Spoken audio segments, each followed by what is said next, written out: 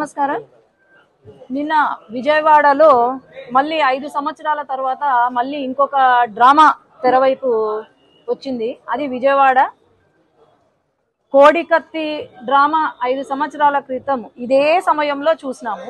మళ్ళీ ఇప్పుడు కోడికత్తి drama version 2 అని గులకరాయి డ్రామా అని మొదలు పెట్టినారు జగన్మోహన్ రెడ్డి ప్రభుత్వం.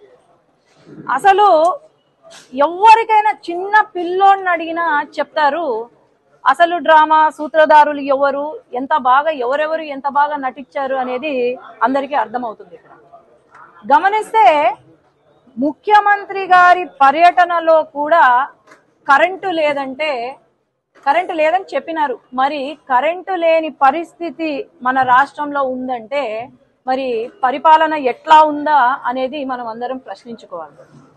కరెక్ట్ అదే సమయానికి కరెంటు పోవడము, మాకున్న డౌట్లు మాకున్నాయి. ఇన్ని రోజులు జరిగాయి, పర్యటన జరుగుతూనే వచ్చింది. మరి నిన్న ఒక్కటే ఎందుకు భారతమ్మ గారు వచ్చి టాటా బాయ్ బాయ్ అని చెప్పారు? అసలు అది జరగంగానే, అంత జరగక ముందే పాపము అంబటి గారు తర్వాత కొంతమంది పేర్ని నాని గారు ఆల్రెడీ సాక్షి ఛానల్స్ లో వెయిట్ చేసుకుంటూ ఉన్నారంట. మేము వెంటనే ప్రెస్ మీట్ పోవాలని. పాపం టెలికాస్ట్ పడక ముందే వాళ్ళది టెలికాస్ట్ అయిపోయింది, మేము ఖండిస్తున్నాము అని. తర్వాత పడింది. 5 సంవత్సరాల క్రితం అయితే ముఖ్యమంత్రి గారు పాపం పర్యటన చేశాడు, అందరి నెత్తుల పైన ఆశీర్వాదాలు ఇచ్చాడు, ముద్దులు పెట్టుకున్నాడు, అన్ని చేసినాడు.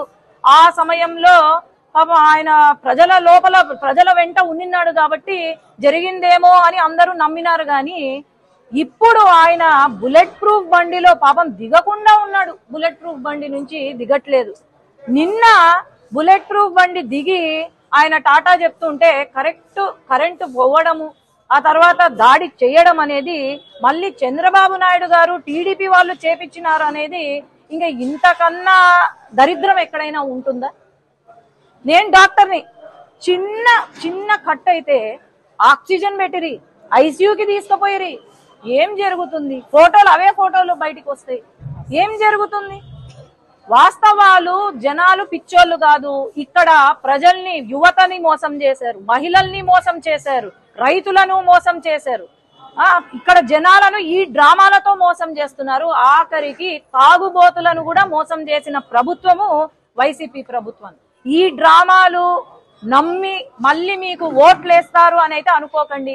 మీరు ఎన్ని డ్రామాలు ఆడితే అన్ని డ్రామాలతో మళ్ళీ మీరు ఓడిపోతారు. నాకు తెలిసి ఆడ డాక్టర్లు కూడా అదే చెప్పినట్టున్నారు. జగన్ గారికి బాగా పెద్ద గాయమైంది, 5 సంవత్సరాలు రెస్ట్ ఉండాలని చెప్పినారంట అక్కడ డాక్టర్లు. కాబట్టి పాపం 5 సంవత్సరాలు రెస్ట్ లో ఉంటే మా జీవితాలు బాగుపడతాయి, ఈ డ్రామాలకు ఎండ్ ఏదైతే ఉందో ఎండ్ వస్తుందని చెప్పి నేను అనుకుంటున్నాను. ధన్యవాదాలు.